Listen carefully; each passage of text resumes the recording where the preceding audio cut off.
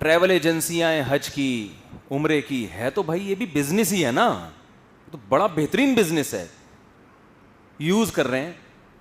آپ کا حج فری ہوگا, آپ کا عمرہ فری ہوگا, لیکن آپ ہمارے ساتھ چلے جائیں ایک دفعہ. میں نہیں جاؤں گا. ٹھیک ہے حج عبادت ہے, فری میں ہو رہی ہے, بہت اچھی بات ہے, ویسے ہی کرا دو فری میں بھائی.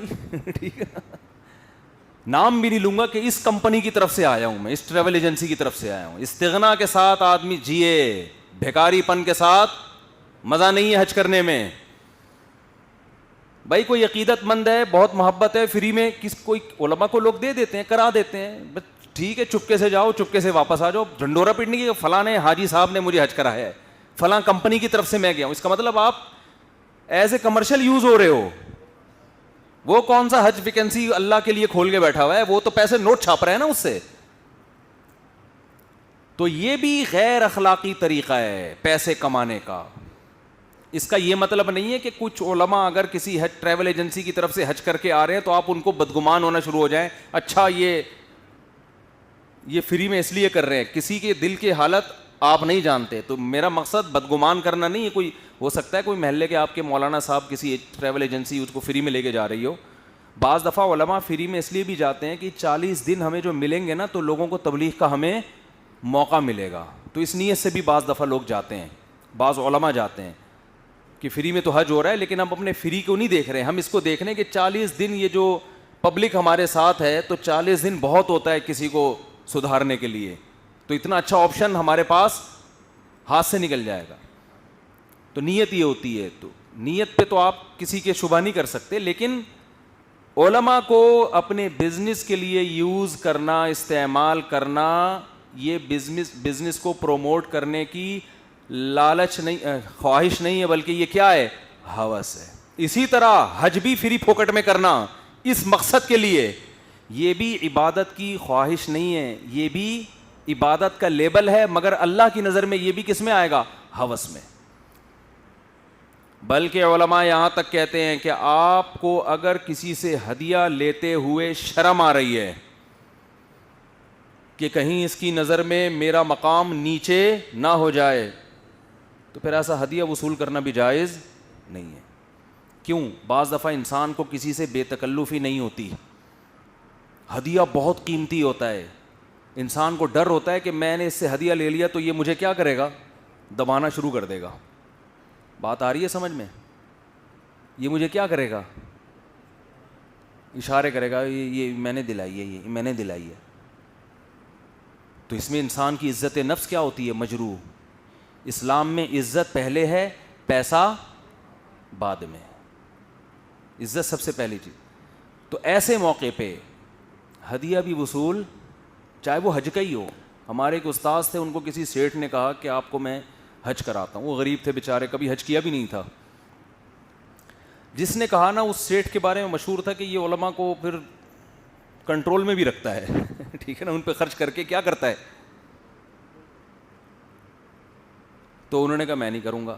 تو اس نے کہا آپ پہ تو اب کبھی زندگی میں نہیں کیا, فرض حج ہے, اللہ کے گھر کی زیارت ہو جائے اور نبی کے روضے کی زیارت ہو جائے, اور کیا چاہیے بھائی, اتنا بہترین موقع. انہوں نے کہا میں اللہ سے کہتا ہوں, اللہ تو اپنے گھر مجھے میرے خرچے پہ بلا, کسی اور کے خرچے پہ نہیں بلا. ٹھیک ہے, عزت کے ساتھ جاؤ. کسی اور کا خرچہ جب وہ آپ کو بڑا سمجھ کے. دیکھو ہدیے میں یہ ہوتا ہے کہ جب آپ وصول کرتے ہیں تو ہدیہ دینے والے کو راحت ہوتی ہے کہ ان کا احسان ہے. اٹ از کالڈ ہدیہ. صدقے اور ہدیے میں یہی تو فرق ہے. صدقہ فقیر کو دیا جاتا ہے, اس پر ایک احسان ہوتا ہے. وہ فقیر آئندہ جب گزرتا ہے تو آپ کے نظریں جھکا لیتا ہے آپ کو دیکھ کے کہ یار اس آدمی نے میرے ساتھ اس موقع پہ بڑا تعاون کیا, تو وہ جھکنے لگتا ہے آپ کے سامنے. ہدیے میں ایسا نہیں ہوتا.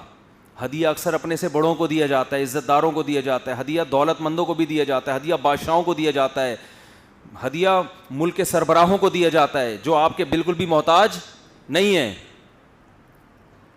تو ہدیے میں عزت نفس سامنے والے کی مجروح نہیں ہوتی. جہاں مجروح ہو رہی ہے وہاں اس کی علامت ہے یہ ہدیہ نہیں ہے, یہ زکوٰۃ ہے, ٹھیک ہے نا, یہ فطرانہ ہے, لیبل اس پہ ہدیے کا ہے, یہ صدقہ ہے. تو صدقہ تو میرے بھائی عزت دار لوگ نہیں لیتے. اس لیے علماء کہتے ہیں عزت دار آدمی کو اگر زکوٰۃ دینی ہو تو لیبل ہدیے کا لگاؤ, زکوٰۃ کا نہیں لگاؤ. دل میں نیت زکوٰۃ کی کر لو. وجہ کیا ہے کہ عزت دار آدمی مر جائے گا بھوک سے, وہ کہے گا نہیں میں کسی کا احسان نہیں لیتا بھائی, میں سمجھا پا رہا ہوں اپنی بات کہ نہیں سمجھا پا رہا. ہمارے علماء اس کا اتنا اہتمام کیا کرتے تھے کہ ہمارے شیخ حضرت مفتی رشید احمد صاحب رحمۃ اللہ علیہ رحمہ اللہ تعالیٰ کی عادت تھی کہ جب کسی سے کوئی چیز منگوائی, وہ لے کر آیا, کتنے پیسے ہوئے, کہہ رہے حضرت آپ سے پیسے نہیں لوں گا. تو فرمایا پیسے تو تمہارا باپ بھی لے گا, پیسے تو تمہارا, یعنی یہ میرے الفاظ ہیں, وہ باپ کا لفظ استعمال نہیں کرتے تھے, لینے پڑیں گے. ان کی رائے یہ تھی کہ جس چیز کا خود سے دل میں خیال آئے نا وہ تو گفٹ ہوتا ہے. جس چیز کا بولتے کیوں نہیں, خود سے دل میں خیال آئے نا, بھائی آپ کو گفٹ دینا تھا آپ خود لا کے دے دیتے. اب ہم جب منگوا رہے ہیں تو ہمارے ذہن میں تو پیسے ہیں نا, اب آپ پیسوں نہیں مانگ رہے, اس میں ہمیں اطمینان نہیں ہے. بعض دفعہ آدمی کو شرم آ رہی ہوتی ہے پیسے لیتے ہوئے کہ یار اتنے بڑے بزرگ سے کیا پیسے لوں. تو اس کا مطلب اس میں 1% بھی چانس ہے کہ شاید آپ کا دل خوش نہ ہو, یہ اوپر اوپر سے کہہ رہے ہو, تو یہ 1% بھی ہم رسک نہیں لے سکتے. تو ہدیہ خود سے دل میں خیال آئے. یہ جو شادی بیاہ کے موقعوں پہ لفافے دولہے کو جا رہے ہوتے ہیں, ہدیہ تھوڑی ہوتا ہے یہ سب کو پتا ہے بھائی دینا ہے, یار میری شادی تھی وہ دے گا, اور شکر ہے مجھے دیتے ہی نہیں لوگ, ان کو پتا ہے کہ کیا بھروسہ بھائی کتنی دفعہ دینا پڑے. حقیقت ہے. میں جب کسی کی شادی میں جاتا ہوں لفافہ نہیں دیتا, اور وہ خوش ہوتے ہیں کہ یار اگر مفتی صاحب نے ہمیں 1 دفعہ لفافہ دیا, ان کو ہمیں 4 دفعہ لفافہ دینا پڑے گا. ٹھیک. تو میرے پاس تو بہترین موقع تھا یہ پیسہ کمانے کا, لیکن بھائی یہ پیسہ کمانے کی خواہش نہیں ہے, یہ پیسہ کمانے کی ہوس ہے. لوگوں سے مستغنی ہو جاؤ, کس کی جیب میں کیا ہے, بالکل بھائی یہ اس کا ہے, یہ میرا ابا کے پاس کتنے پیسے ہیں لاکر میں, بینک میں, بھائی یہ ابا جانے یار, ہمیں کیا کرنا ہے ابا کے ہم تو ابا کو, ابا آپ بتاؤ کتنے چاہیے آپ کو, آپ بتاؤ ابا, آپ کو ضرورت ہے تو بتاؤ.